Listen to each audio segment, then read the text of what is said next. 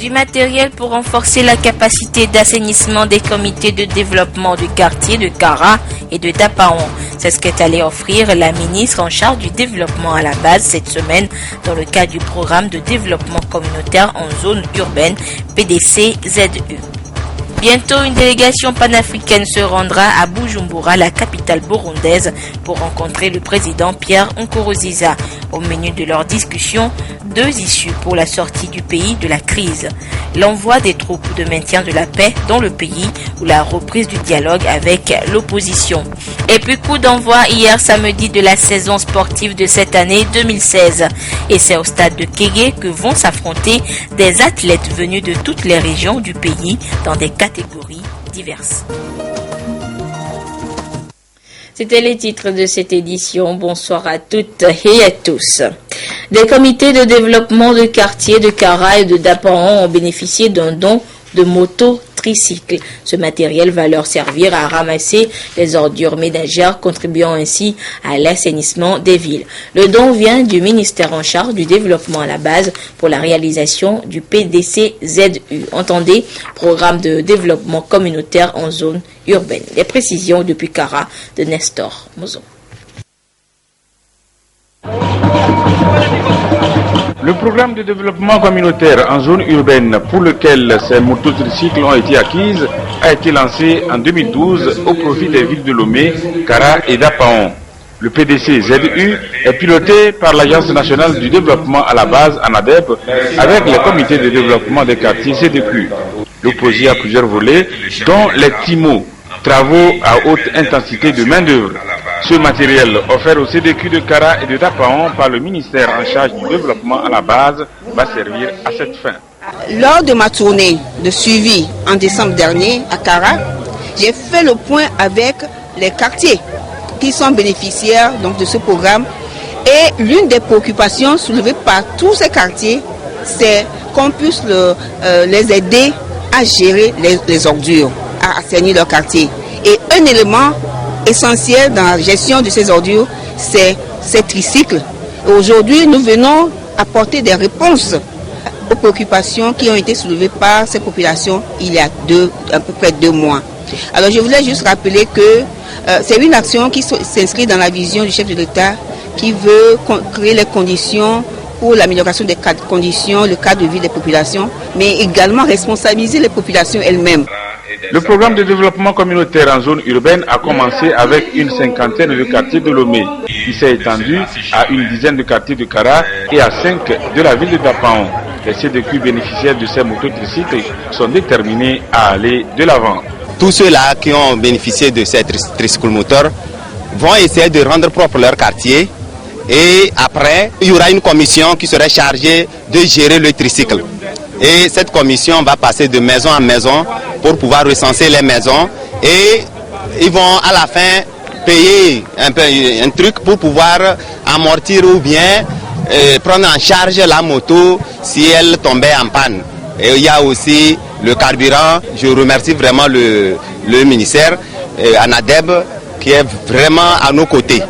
En dehors des travaux à haute intensité de main-d'œuvre, le PDC-ZU porte sur la mise en œuvre des infrastructures socio-communautaires, la facilitation pour un accès à une finance adaptée aux populations vulnérables et l'installation des jeunes artisans. C'est cette semaine qu'ont eu lieu les états généraux de l'enseignement supérieur privé au Togo. Une occasion de revenir une fois encore sur cette inquiétude, sur la crédibilité et surtout l'efficacité de la multitude de filières offertes dans les différents établissements privés dans notre pays. L'offre et l'efficacité de l'enseignement supérieur privé, c'est un dossier signé Ramdan Bassina. Les multiples défis de la société actuelle du savoir et le contexte socio-économique présent, réputé très évolutif, requièrent une quête permanente de l'excellence dans le système éducatif supérieur. Ce qui nécessite une implication plus étroite de l'État, de la communauté universitaire publique et privée, ainsi que de tous les différents acteurs de l'enseignement supérieur togolais.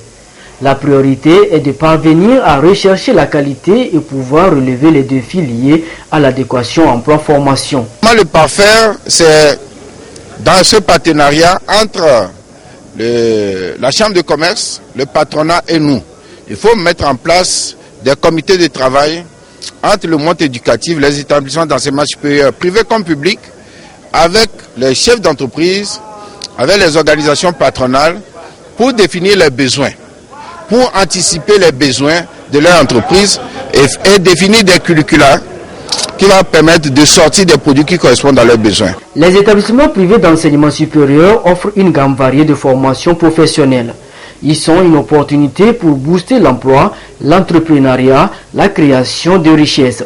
Et pour mieux répondre aux exigences du marché de l'emploi, ils urgent de renforcer les partenariats publics-privés pour un meilleur devenir des étudiants. Il y a beaucoup de filières à revoir. Parce que ça fait longtemps qu'on forme des cadres dans les mêmes filières. Actuellement, ces filières, on peut dire qu'elles sont saturées.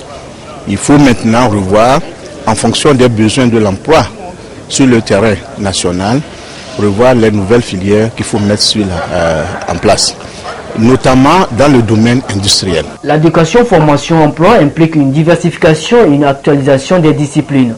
Et justement, ces états généraux vont baliser la voie à des réformes structurelles qui vont permettre au sous-secteur de l'enseignement privé supérieur de contribuer, entre autres, à un enseignement de qualité, à une synergie entre les établissements d'enseignement supérieur membres, d'encourager la culture de l'excellence, partant le développement de l'enseignement supérieur au Togo.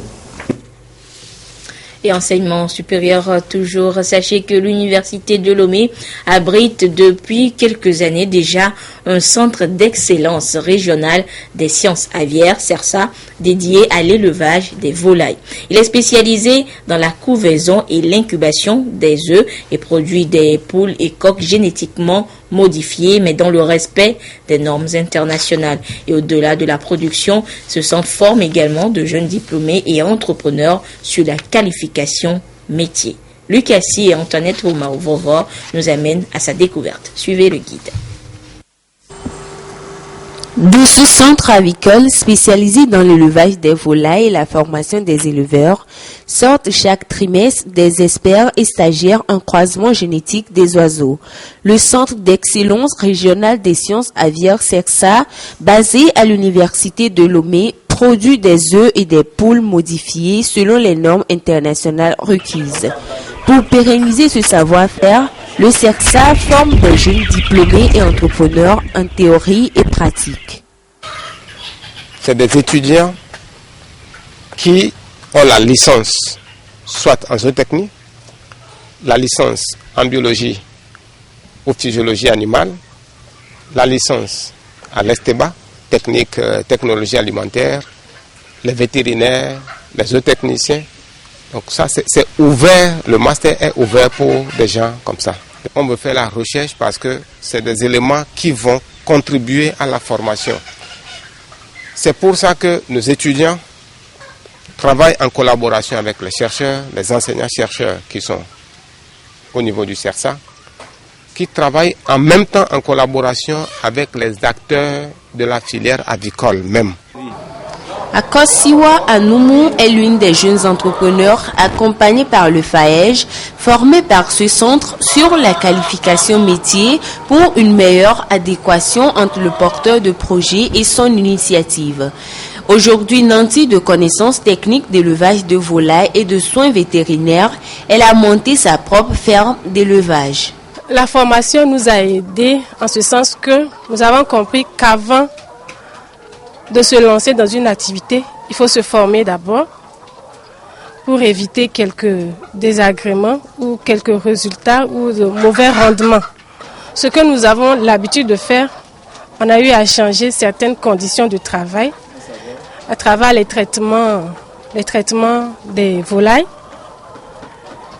leurs conditions de vie, l'alimentation et tous les autres paramètres qui en découlent.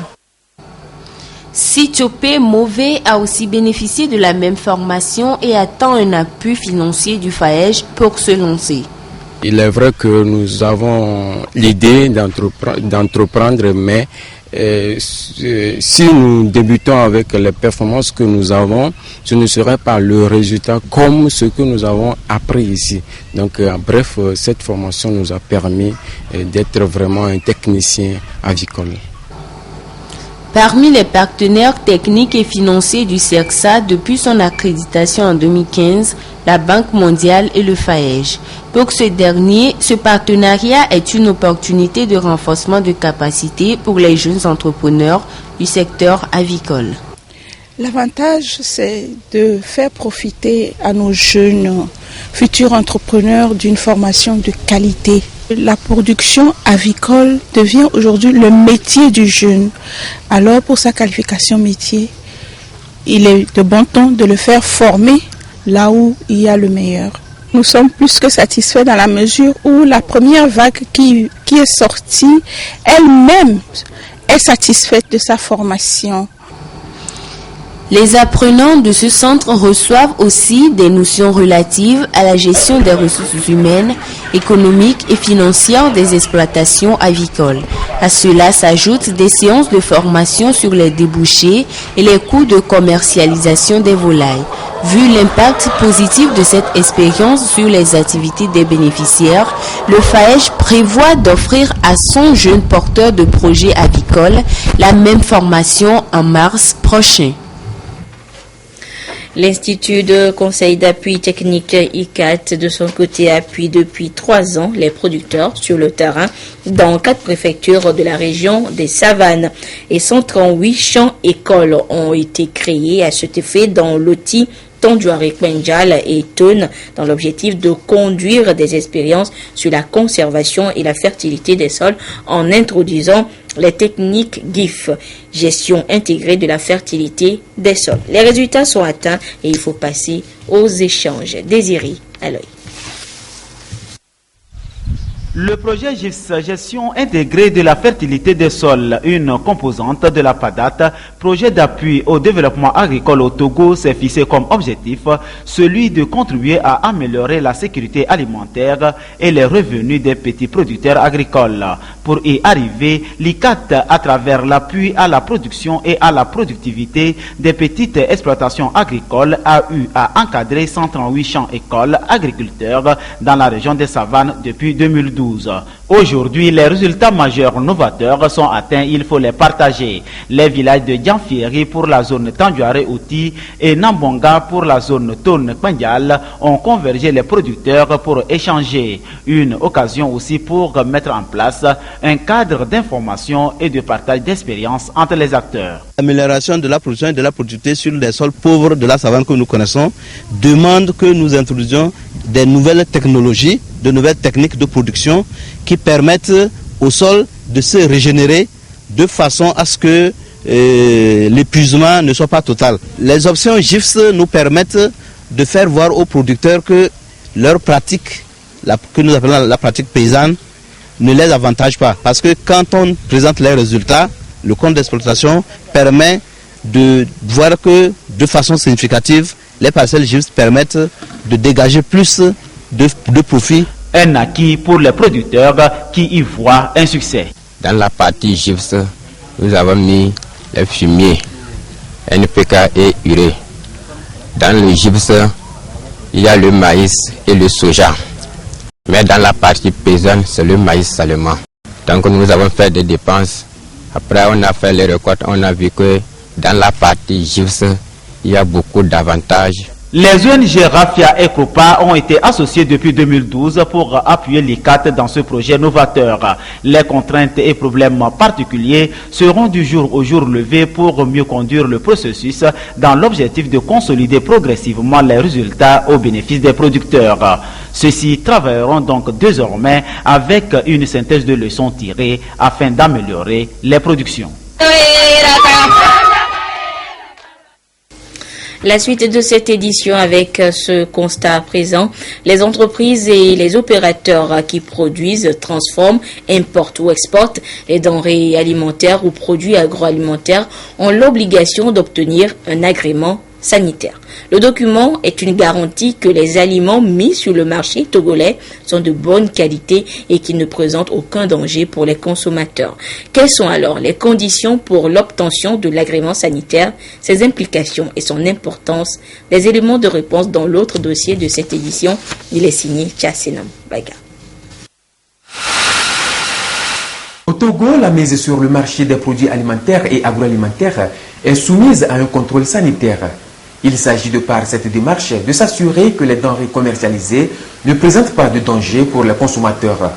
Les entreprises productrices, transformatrices ou importatrices des produits alimentaires et agroalimentaires doivent à cet effet obtenir un agrément sanitaire encore appelé certificat de salubrité. Le certificat apporte la preuve que le consommateur peut utiliser l'aliment sans danger. Vous voyez, les consommateurs n'ont pas la capacité de savoir qu'est-ce qui est bon pour leur santé. C'est vrai qu'ils veulent des aliments de bonne qualité, mais ils ne peuvent pas savoir dans l'aliment, ils n'ont pas de laboratoire chez eux pour savoir qu'est-ce que l'aliment contient et qu'est-ce qui est bon pour leur santé.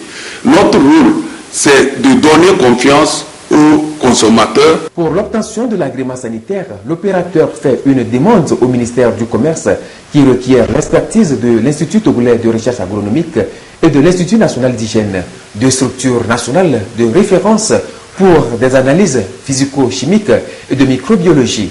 Ces analyses se font suivant le Codex Alimentarius, un ensemble de normes édictées par l'Organisation mondiale de la santé et la FAO, destinées à protéger la santé des consommateurs et à promouvoir des pratiques loyales en matière de commerce de denrées alimentaires.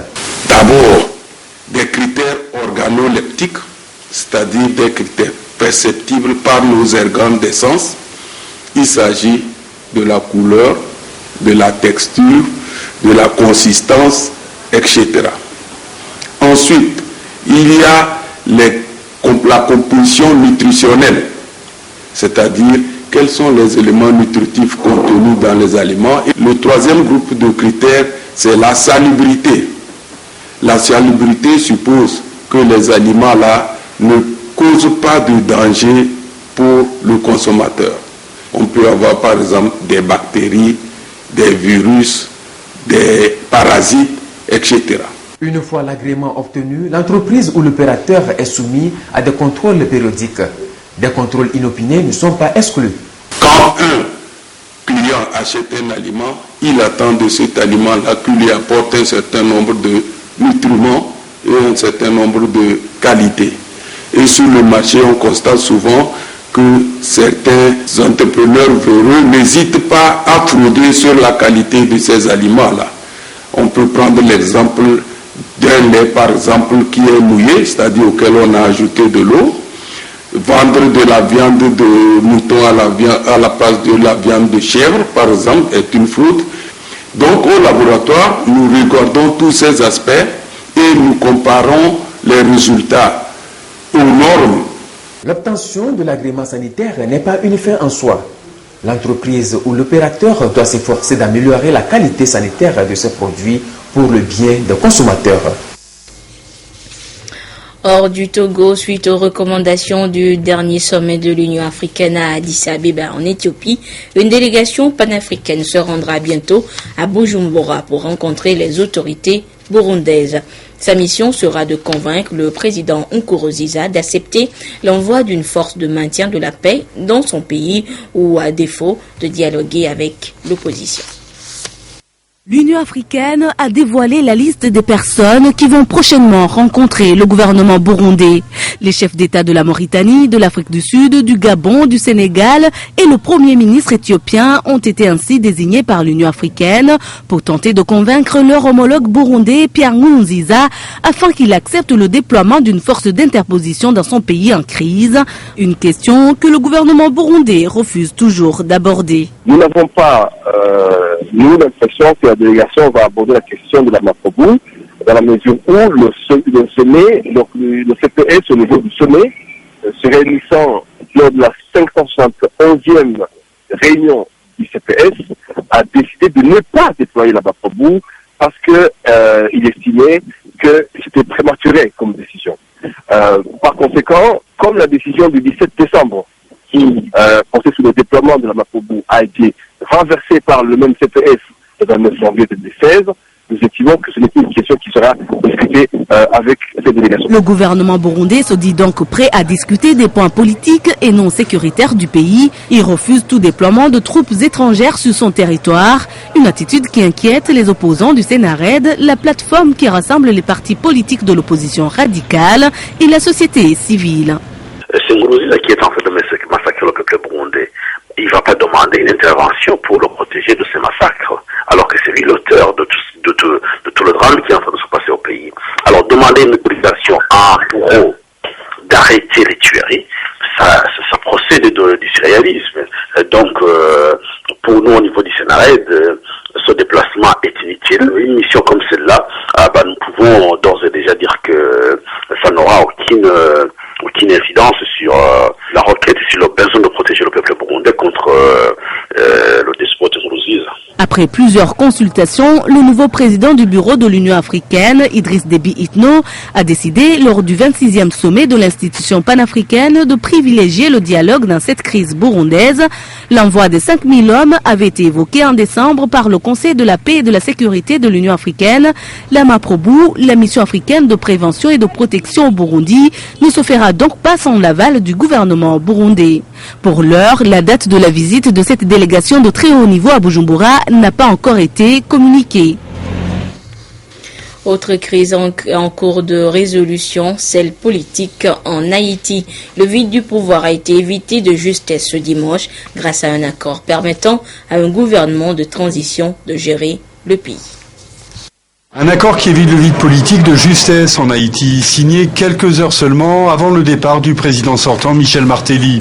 Il prévoit l'installation d'un gouvernement transitoire en attendant un nouveau vote pour la présidentielle.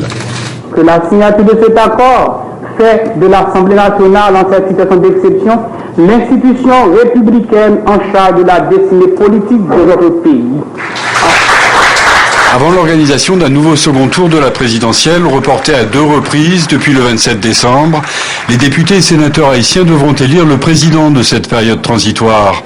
C'est lui qui devra gérer l'organisation et la poursuite du scrutin présidentiel haïtien, surtout apaiser une colère qui gronde de plus en plus en Haïti depuis le 27 octobre, date du premier tour d'une présidentielle inachevée. Je demande aux responsables de faire tous leurs efforts pour tenir Haïti dans la stabilité. Je demande aux différents protagonistes, ceux qui utilisent la violence particulièrement, de comprendre qu'à chaque fois qu'il y a de la violence en Haïti, Haïti fait un pas en arrière. Le second tour de la présidentielle pourrait avoir lieu le 24 avril et l'installation du nouveau président haïtien le 14 mai, mais à Port-au-Prince, on précise qu'il ne s'agit pour l'instant que d'une proposition de calendrier. En bref, sachez que l'Australienne kidnappée à la mi-janvier au Burkina Faso a été libérée hier. Jocelyn Elliott est arrivée au Niger où elle est désormais placée sous la protection des autorités nigériennes.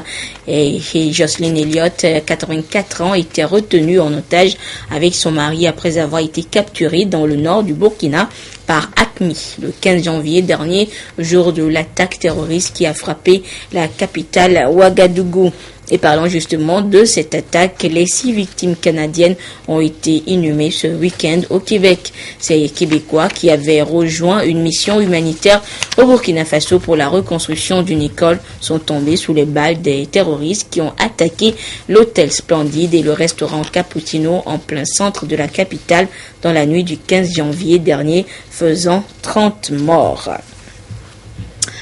En page nationale, l'association EJADC, établissement des jeunes actifs pour le développement et la construction, a profité de la journée Togo propre hier, premier samedi du mois, pour lancer la première édition de son concept, la journée Emmanuel Chéhi à Débayor. Des précisions avec Martin Sandani Mankoubi. Cultivons le civisme, c'est le thème de cette célébration de la première édition de la journée Emmanuel Chéhi à Débayor. Organisée par l'association EJADC, établissement des jeunes actifs pour le développement et la construction, cette journée a pour objectif de sensibiliser la jeunesse togolaise sur l'opération Togo propre décrétée par le gouvernement chaque premier samedi du mois. Cette première édition a été marquée aussi par l'entretien des locaux du stade de Kégué, suivi d'une conférence de presse. On a pris le nom Emmanuel Chéi Adebayor, parce que ce nom constitue une référence pour le sport togolais. Pour ce qui concerne la deuxième édition,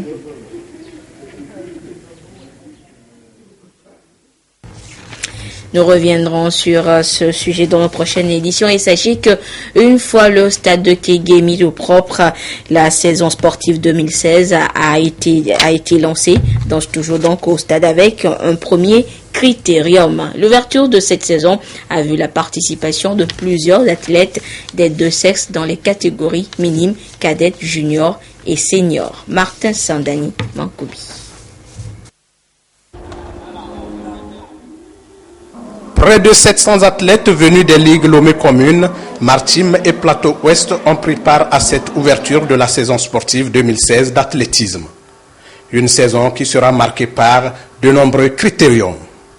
Les critériums, comme vous le savez, ce sont des compétitions pour jauger nos athlètes. Elles vont s'étendre, elles font le mois de février, de mars et d'avril. Elle peut même aller jusqu'en dans le mois de mai, selon les compétitions internationales qui vont surgir. S'il y en a qui arrivent en avril, nous participons à ces compétitions-là avant de continuer les critériums. Donc nous avons au moins une dizaine de critériums qui vont jusqu'au mois de mai. Pour la direction technique de la Fédération togolaise d'athlétisme, ces critériums vont permettre de détecter de nouveaux talents qui vont représenter le Togo dans les compétitions internationales. Nous avons les championnats d'Afrique junior senior en juin et éventuellement ceux qui seront qualifiés aussi pour les Jeux olympiques de Rio. Et cette année, on n'a pas assez de compétitions pour les jeunes, mais nous les préparons pour l'avenir. Mais les juniors et les seniors ont beaucoup de compétitions, surtout comme nous sommes dans une année olympique. C'est vraiment les juniors et les seniors qui ont beaucoup de compétitions à faire. Les participants, qui ne sont autres que des athlètes des catégories juniors, seniors, minimes et cadets, étaient au rendez-vous de cette première journée des critériums et ont compéti dans divers ateliers, notamment les 80 mètres, 100 mètres, 300, 5000, saut en longueur, etc. Sport football à présent, sachez que c'est la République démocratique du Congo qui a remporté le championnat d'Afrique des nations de football pour la deuxième fois après 2009. Les Congolais ont battu les Maliens par 3-0 en finale ce dimanche à Kigali au Rwanda. L'ONG Fondation Aimer la vie, spécialisée dans la prise en charge des personnes vivant avec un handicap, débute officiellement ses activités à Lomé. Un lancement à travers une messe d'action de grâce et des journées portes ouvertes. Après Atakpamé, le 30 janvier dernier, c'est le tour de Lomé d'accueillir la deuxième journée porte ouverte de la Fondation Aimer la vie. Une ONG qui œuvre pour le bien-être des personnes en situation de handicap. À la chapelle Christ Rédempteur de Brodaomé, une messe d'action de grâce a été dite pour implorer la miséricorde divine sur ces pensionnaires. Le message, c'est de faire comprendre à nos contemporains que dans l'humanité que nous composons tous ensemble, le faible doit avoir une place de choix.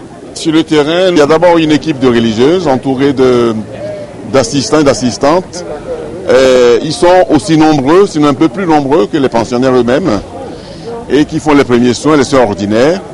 Et en cas de maladie, ils font appel donc aux infirmiers. Et quand c'est un cas beaucoup plus grave, c'est la sœur médecin traitant qui vient pour les soigner. Au sortir de cette célébration eucharistique, le voile est donc levé sur la fondation. Selon son fondateur, le père Augustin, se donner pour les autres semble être un combat dépassé eu égard aux mutations en cours aujourd'hui. Il a rendu hommage aux directeurs spirituels qui ont été pour lui source d'inspiration et qui lui ont permis de découvrir la vulnérabilité des personnes qu'il appelle les blessés de la vie. Des blessures dues, dans la plupart des cas, aux malformations congénitales, à en croire les médecins. Il faut dire que lorsqu'une maman conçoit avant 18 ans, elle s'expose à des risques d'avoir des enfants malformés.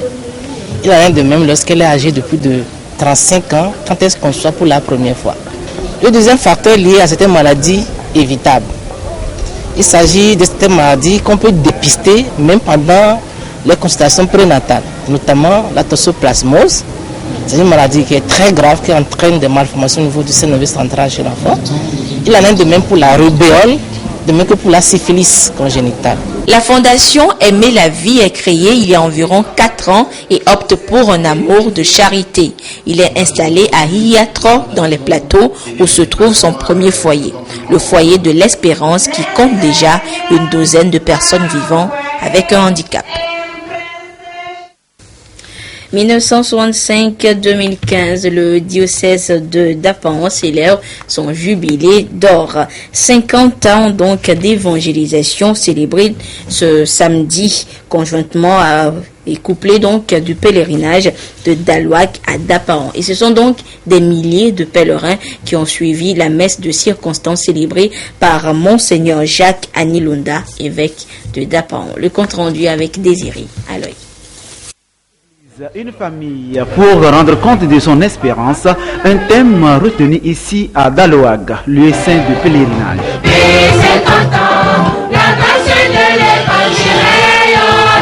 Ce 6 février 2016, un rendez-vous pieux, les fidèles chrétiens catholiques du diocèse de Dapaon et d'ailleurs parmi eux des évêques et les autorités pour louer Dieu.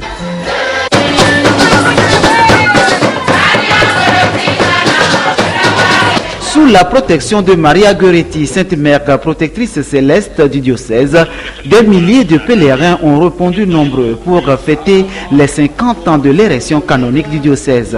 Un jubilé d'orgue conjointement célébré avec le pèlerinage annuel de Dalouag. S'inspirant des saintes écritures tirées de Lévitique et Jean, le célébrant Monseigneur Jacques Nyumboset Tukumbe Anyolunda, qui tout en demandant à Dieu de faire rayonner sa grâce sur le diocèse, a convié tous les fidèles à être des messagers de paix et vivre à l'image de Maria Goretti et ses parents. Notre jubilé a été précédé par celui de la vie consacrée. Puissent ces deux jubilés, qui ont pour but de rendre l'homme de plus en plus semblable à Dieu, faire de Dapan, de la région des savanes, non seulement un nouveau marché, mais un super nouveau marché, où les habitants échangent les cailloux contre la vérité, la justice et la paix, et que l'intercession de Notre-Dame des Sources, de Sainte Maria Goretti, de Saint Jean-Paul II et de Saint Jean XXIII nous obtiennent de porter Jésus à nos frères et sœurs dans le respect, la vérité et la paix. Amen. Prier et chanter à la gloire de Dieu, c'est une nécessité spirituelle pour conduire sa vie. Les pèlerins à Dalouag pour les 50 ans de jubilé d'or l'ont fait et croient être dignes pour avancer avec Jésus-Christ. Dieu m'a donné de grâce et surtout la parole que j'ai eue. Franchement, cette parole, ça m'a vraiment travaillé. Je compte suivre ces pas pour le bien-être de la nation. Et j'exhorte aussi les autres aussi à suivre ce qu'on nous a dit.